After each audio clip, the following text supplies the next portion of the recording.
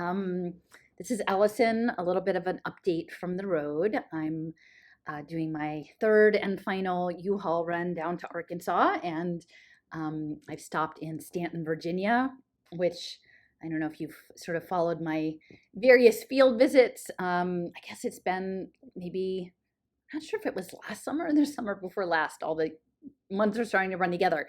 But I did some site visits in Stanton with my friend, and we were visiting the Desjarnelles sanitarium, which was a mental hospital and a center for eugenics, for sterilization.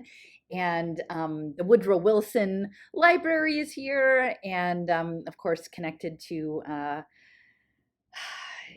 the League of Nations and all of that entails, and now Jim Brett and Game B. So it's actually kind of, the Game B is important because I wanted to take a minute just to talk a little bit about a compilation of clips that I uploaded last night that, I didn't narrate over it. I just wanted to sort of lay some things out so that people can sort of see how this RFK Jr. campaign is knitting together a lot of concerns that I've been expressing for 4 years about blockchain and digital identity and token engineering and gamification. And now I'm starting to sort of build in a better understanding of some of like quantum mechanics and the many worlds theory and how that may play into sort of crowdsourced probability signals intelligence. I'll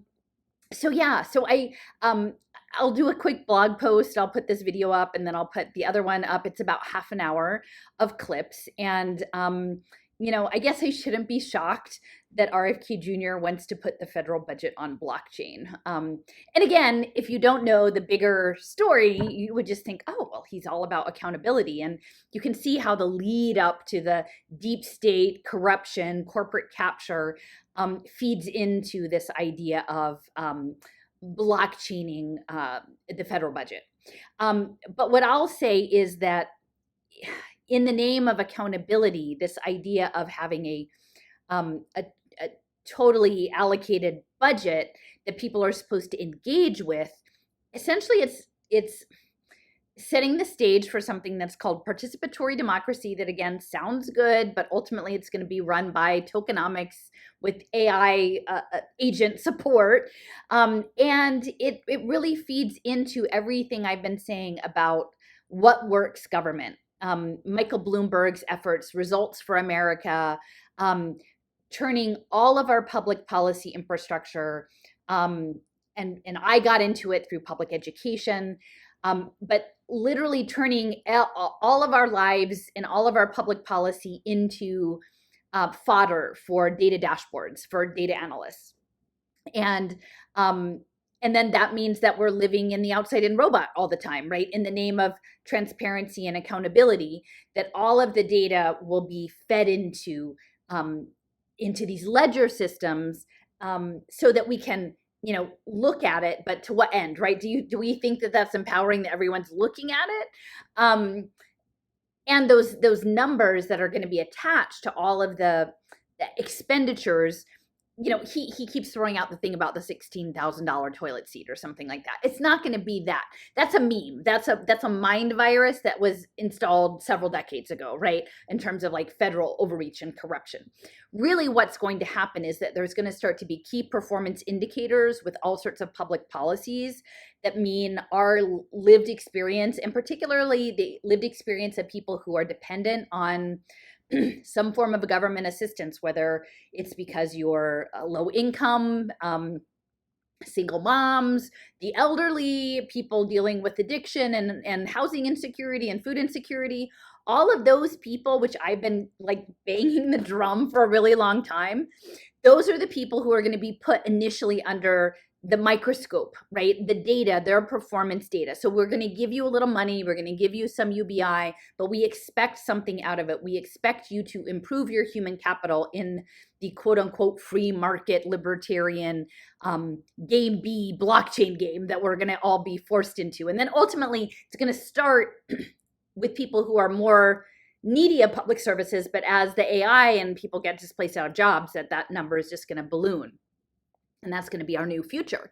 And so this blockchaining the federal government essentially is about, at one level, setting up impact finance for public policy. And remember, I've talked about Jeffrey Yass of Susquehanna International Group. And what he wants to do is set up betting markets on public policy solutions, right? And so everyone's doing signaling, and you've got your apps, and you're doing your voting, and then the AI is voting for you. And then ultimately, the impact of public policy, which means changing the environment, right? Putting nanotechnology in everything, assigning giraffes wallets so that they can pay for their relocation services, putting Head Start pre-K kids on the blockchain with their surveillance play tables, setting up, pre-diabetic patients with smart watches and smart shoes so that they can make sure that they get their step counts. All of that is what is actually behind his nonsense. I'm going to blockchain the federal budget. He's not being honest about what the actual goal is. And if he doesn't understand that, then you certainly don't want him to be president, because he's freaking clueless about what's actually happening. So he's either complicit or he's an idiot. And so that's just what I'm saying. That's where it's going. And if you want to be president of the United States and you don't understand results for America and what works government and what Bloomberg Philanthropies has set up, bipartisan public-private partnerships at every level, you don't understand how the UN SDGs fit into all of that, because again, he's the venture capitalist with Vantage Point Capital, and he's never really going to unpack that. In fact, he's Mr. Market-Based Solutions for valuing natural capital, right, appropriately. So we have good market-based solutions in his everybody be an energy entrepreneur, free market economy. So Mr. Bobby is all on board for what's coming with the UN SDGs. And that's why he would never actually fess up when I was trying to insist to Mary Holland and Michael Caine and all these people.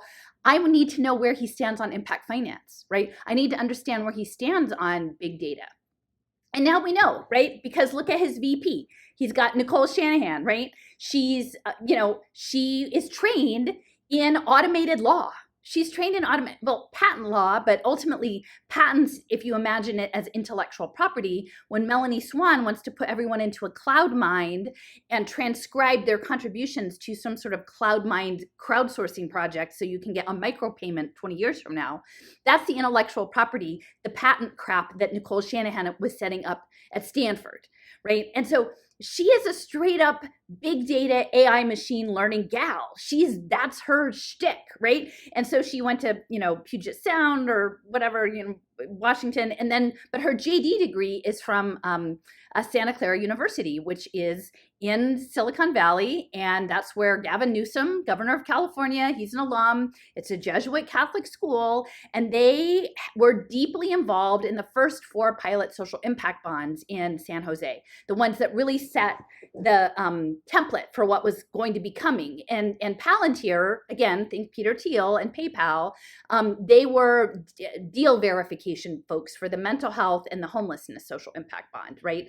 So it was early childhood, early literacy, so those were the school ones, and then homelessness and mental health. And Palantir was working on both the homelessness and mental health. So we've got, the automated payment surveillance, all-seeing eye system built into that, right? And Santa Clara University was central to that. And a lot of it is linked to Catholic Relief Services and the impact finance arm that's happening through the Catholic Church that was running through Santa Clara University. And Fred Ferrer, who is like affiliated with Concierge Healthcare and the health system. He's like an honorary board member, honorary degree at Santa Clara, and he was very much engaged in the community school model that was going to be linked to impact finance, and he was behind Rocket Ship Academy charter schools, the ones where, if you've seen that really sad video with the kindergartners and the headsets are all falling over their eyes and they're supposed to log in with their QR code on their Chromebook to do their schoolwork, it's terrible. And that's Rocket Ship Academy charter school. So Fred Ferrer, Santa Clara University, has been deeply involved in these new healthcare models that are all personalized, right, and data driven. And that's what Ms. Shanahan is about. Like, that's what she's here to sell you on. Now, I'm asking you guys, like, you health freedom people, you keep asking, what are the games that they want me to play? I'm telling you, the game is precision wellness management. And y'all are already playing. So many of you are already playing. You're doing your biohacking, you're doing your step counts, you're doing your supplements, you're doing this, that. You're already doing the quantified self thing. It's not going to be a stretch for you to just hop into Nicole's fantasy land of AI machine learning. And, but I think if I actually laid it out and said, are you for big data? Like Nicole's just like, if we get all the databases, we can solve chronic disease, right? She didn't say we could cure cancer, right? No.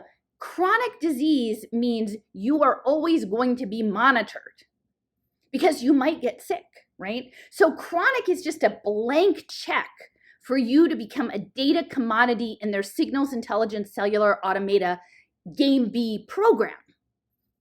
That's what it is. And they want you to want to play. And a lot of y'all are going to play. And so, and I guess that's neither here nor there. If you want to play that game, just be clear that you're playing a game and that you're not being played. Because I think at this point, most people in this scheme are being played. I don't think most people 3 years ago would imagine that this Camelot candidate would come out with a machine learning gal who is the ex of Sergey Brin of Google Alphabet, right?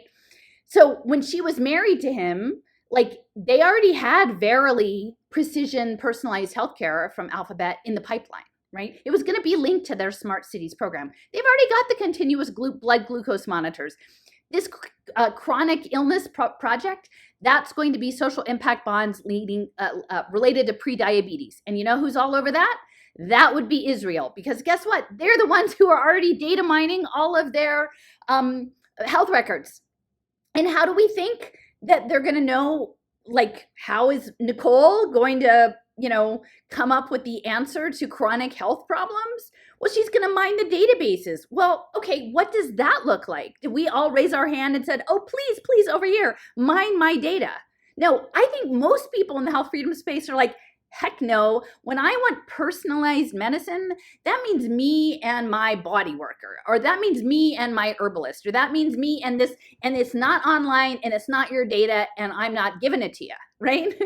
So I don't know where the coin flipped here, where the switch flipped over, that they think that these goofballs think that everyone's going to fall in line. But I would hope that you're smart enough not to fall in line behind this stuff, because she's not. She's an extension to Sergey Brin and Google Alphabet Verily. And not only that, but remember my friend Sean had talked a lot about Mary Lou Jepsen and her Silicon Hospital and turning your phone into a light-based health monitoring system, right? That they could also read your mind with your phone. And she was a direct report to Sergey Brin at the same time that this marriage was happening, right? Nicole Shanahan and Brin, right?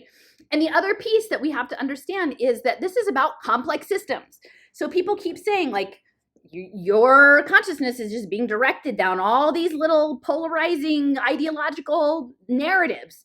But I'm saying, if you don't put the time into understanding complexity and emergence and gamification, really you're just watching a soap opera. You're not actually getting anywhere close to what's actually happening. Because if you look up Sergey Brin's father, which Sean had alerted me to, Michael Brin, there's a Michael Brin Prize in Dynamical Systems.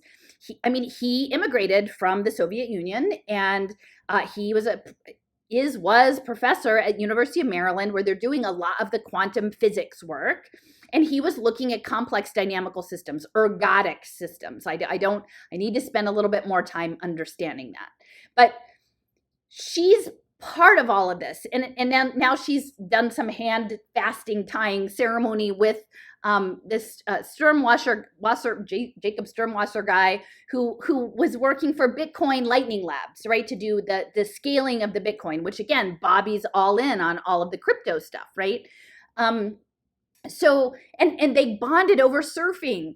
And so all of this stuff that I'm working on is like quantum mechanics and particle and wave and standing wave and the many worlds theory. And so it actually matters that they're talking about hand tying, because that's not theory. And they're talking about surfing, which is waves and consciousness and matter and light. It's all related. So I laid out about a half an hour of clips.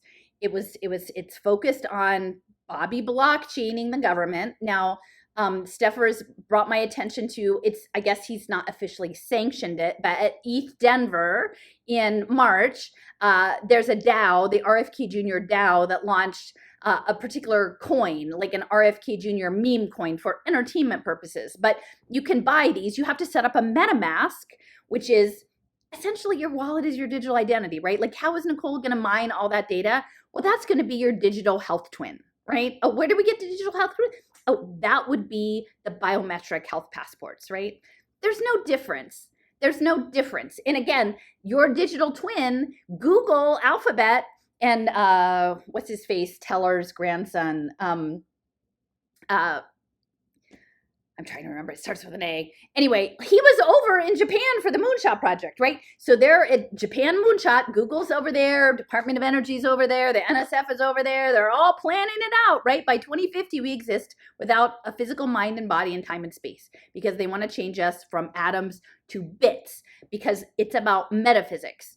And I believe that it's actually very much about changing our perception of reality and navigating these interdimensional layered worlds through probability and statistics and collective crowdsourcing of data and pattern recognition and puzzle solving. So yeah, like while she's cozied up to Sergey Brin, he knows exactly what's going on in 2019 of December. AstroTeller. Yeah. So yeah, they're over there with Japan planning the digital twins, right? And so she's like, oh, hey, baby, like we've got the Camelot project. We're going to solve chronic disease by mining the databases. She's just packaging the Japan Moonshot project so that you'll play her damn game. That's what she's doing. So see that, acknowledge it. That's what is happening right in front of your darn face. But they've got these coins, right? So now Bobby's all about the Bitcoin, right? He doesn't really, like, honestly, I don't think he's that bright, and I don't think he really understands what he's doing. I mean, I think he understands he's a tool, but I don't think he actually understands the nuance. But Nicole does, because I have clips of her 6 years ago at Stanford Codex, and which I think is significant, like the Codex. And Stanford is also the Hoover Institution, which is a lot of the free markets, and Herbert Hoover, this mining engineer, he was connected in World War I, and he went over in the aftermath and scooped up all of these ancient books and libraries and took them into the tower that's at Stanford. And the top of that tower are the bells that were donated to him by Belgium because he was a hero of Belgium for helping them address a blockade around food or something like that. So the bells from the Corona Park World's Fair are in the top of the tower at Stanford with the free markets and the Codex, right? Codex. Because what's coming, and this is what I keep trying to emphasize, is this idea of a cyber-physical socio-technical system. Cyber-physical, the outside-in robot. We will be living in an outside-in robot. Socio-technical, how people interact together and create and work with information and create new information. And that's the pattern and the puzzle solving. So we're doing networked interactive behavior as increasingly bits, not atoms, online in the outside-in robot that's feeding to a ledger that's going to be determining the reality as we perceive it. And that's exactly what the social impact finance stuff is about. Blockchain in the government is living as though the thing you see online on the leaderboard, the data analysts get to determine reality. And we saw that during lockdowns, right? We saw what happened when the bits from the metaverse came back and then came into the atoms of our understood physical reality and foundationally changed that reality. Right? But it was only a bit. It wasn't real. None of that stuff. It existed as a computer model, right? And in my mind, this is one of the first times that the computer model reached back into the atoms world and changed everything up. And so that process of data dashboards is inherent in Bobby Kennedy's blockchain in the government. I mean, I would suspect he's totally hand in hand with Bloomberg on all of this, right? And it's bipartisan because they're going to, the liberals are like, well, at least like we know people are being helped. And the Republicans are like, at least we're spending the money on the good things, right? And so they have the perfect narrative to get everybody into their cyber physical system, right? So anyway, so the outside in robot is programmed. It is programmed as law, as rules, as logic, right? That is what Shanahan's JD work was. I don't even know that she's an active lawyer. She did automated law for poor people, right? It's important to know that her whole life story of trauma, welfare, a father with mental illness and addiction things totally feeds into Gavin Newsom's ACEs scores, adverse childhood experiences, welfare on blockchain, accountability, mental health treatment that Bobby's all about, all of that, right? Get the San Patrignano Ant computer nodes up and running. So her story is like dovetailing with all of these narratives that are being laid out. But the outside in robot is going to be run on rules and logic, and she's all about coding that. She admits that. And then the rules and logic are the law. They will, the gaming rules of the outside in robot, of the game board, of spatial computing, which will interface with our biology, right? Our natural biology and whatever kind of self-assembling particles and sensor things that they have our biology mess around and create.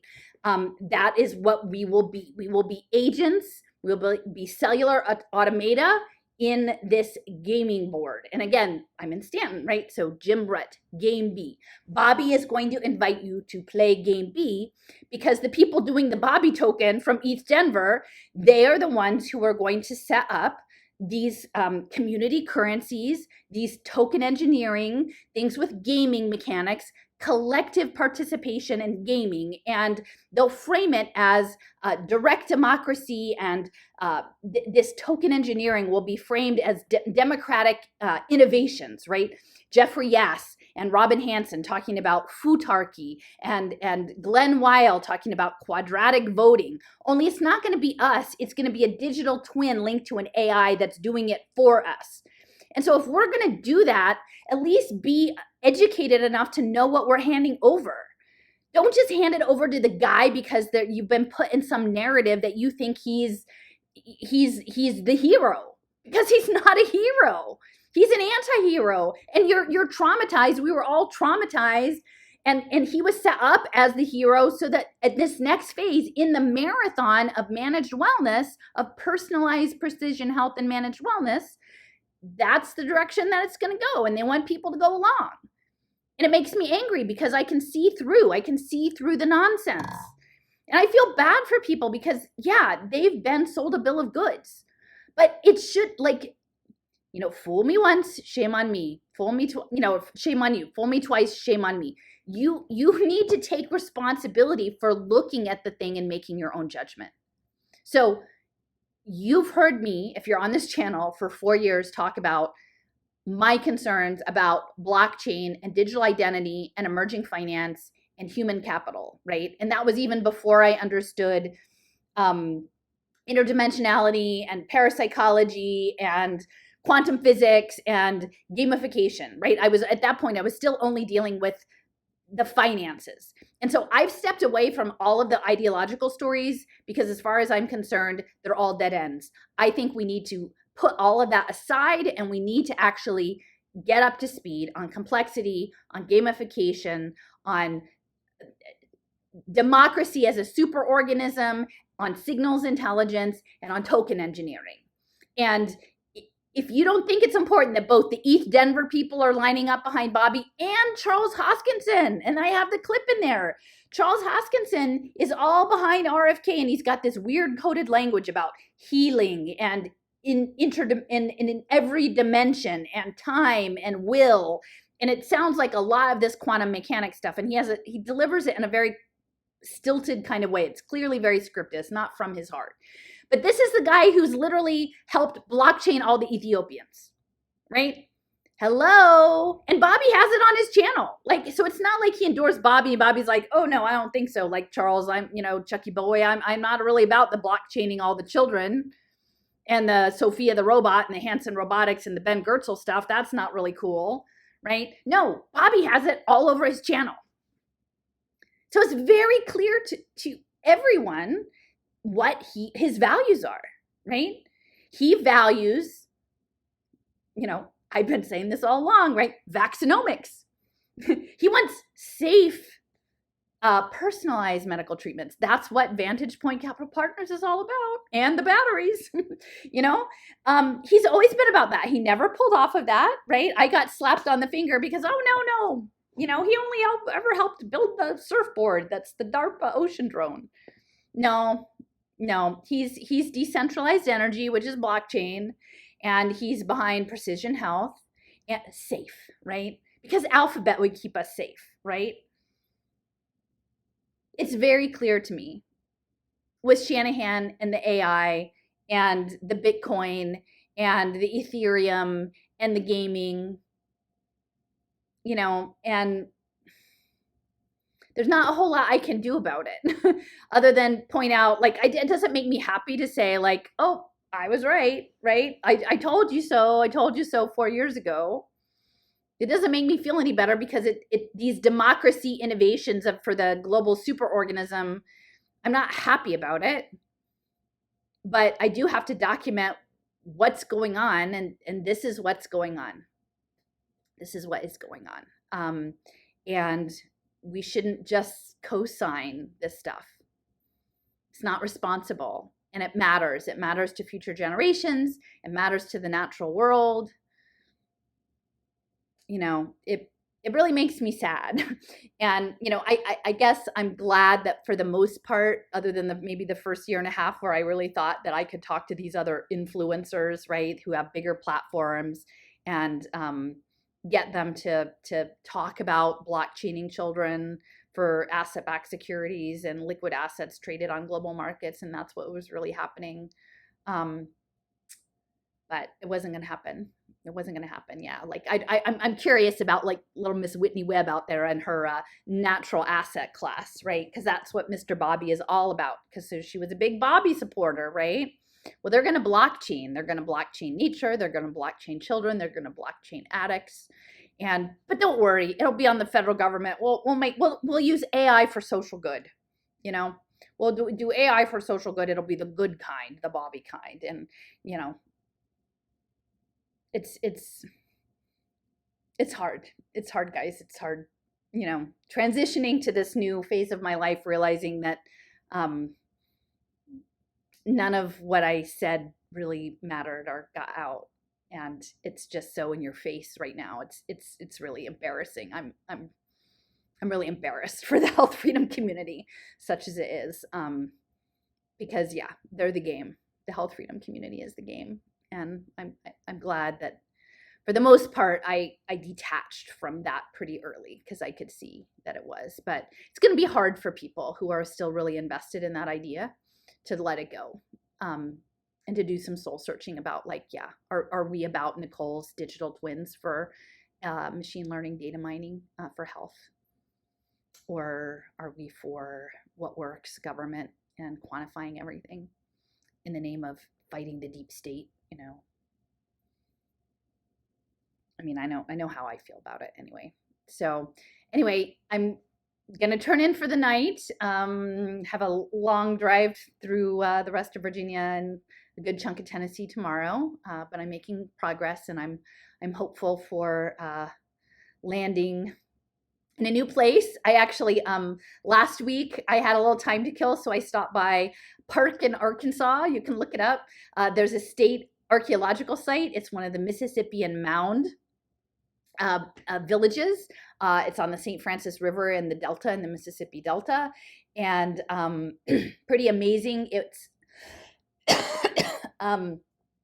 it had a moat and stockaded cypress palisades, and Hernando de Soto the Conquistador showed up in 1541 and erected a big cross on the top of the mound. But the community was like 17 acres. It had 400 families, and they were there for 600 years before they were essentially, eventually exterminated. And then that land actually was bought and became a lumbering operation for cypress timber in a lot of the 19th and 20th century. And there was a little village there, like Sawdust Hill, that enabled it to be preserved.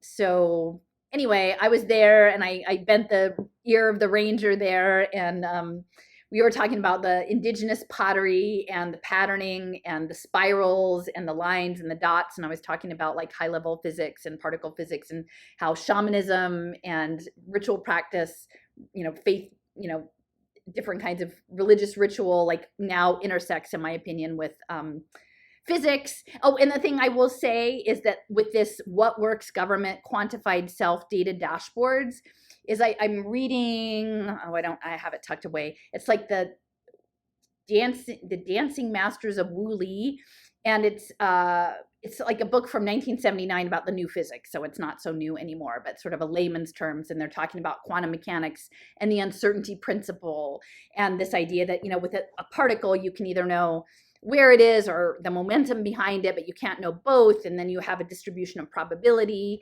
and also with the observer, when you observe something or you measure it, it has an effect. And the idea of things being particles and waves. And so I think that this shift into the quantified self, quantified societies, algorithmic accountability, AI for good, all of this is based on observation. And that's something I do want to talk about a little bit. Eventually I'll get around to talking about the Netflix series Maniac, but there's a lot about data and observation. And I think there's some aspect of collectively observing that entangles us into these systems and results in manifesting certain realities that in ways that we're not even aware of. And so I'm just very, very cautious about this idea of living life on a data dashboard. And, for the most part, I just don't really think that Bobby Kennedy has the chops to really even process what I'm saying when I'm talking about that. But I know some of y'all out there are.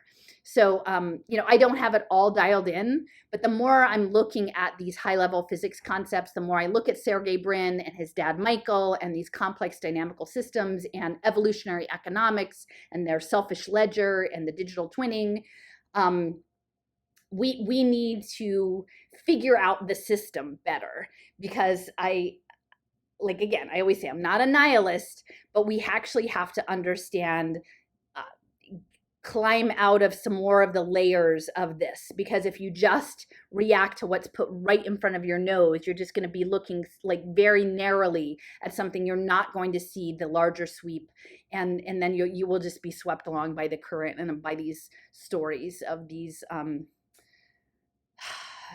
these archetypes, right? These Jungian archetypes that are out there. So just be mindful. And so it was a good trip.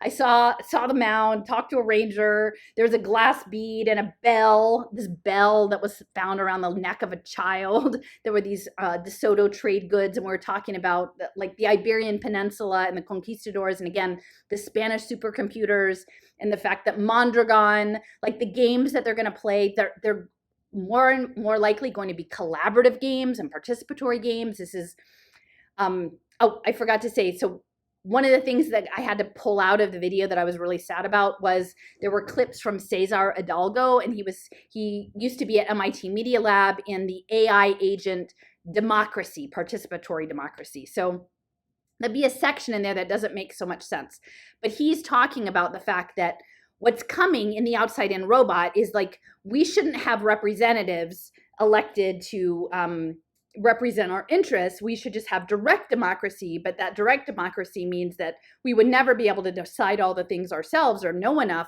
so we would just outsource it to an AI agent. And then he goes on to talk about a factory that's one giant robot and how this robot is coming out into the world. So the tokenization and the restoration of democracy is really vital. And I think that's another reason why the whole Kennedy milieu and all of the baggage that's attached to the Kennedys is going to be a setup for like restoring democracy, right? That's all of this crap from the influencers about the deep state. Well, yeah, there's a deep state, right? But the way it's set up is that there is a deep state, so we're going to resolve it, right, with our participatory democratic innovations with token engineering. And there's every indication that Bobby Kennedy is just on board with every kind of token use you can imagine. I think he's kind of dumb. I don't think he actually understands most of how these tokens work, but he's just providing lip service to the Charles Hoskinsons and the Glenn Wiles and of the radical exchange and he's going to put forth some sort of good participatory token engineering that's going to get across his, free market energy economy crap that's coming. So there is this whole section in there about direct democracy. And so it really worked better with the Cesar Hidalgo, but I had to cut it out because of, Google Alphabet, right? So, but Rumble isn't any better. So anyway, thanks for hanging with me. I'm doing okay. It's kind of like particle and wave. It's a little bit ups and downs, but I'm confident that things will work out. And it's hard seeing things the way I see them. I don't. It's kind of lonely because it would be a lot more convenient just to believe along with other people and be part of a community. But at least that's not my fate for now. Maybe once I get settled and I get my new place and I'll have a garden and I can just be in a community with my plants. That'll be enough. So, all right, take care, everybody. Good night.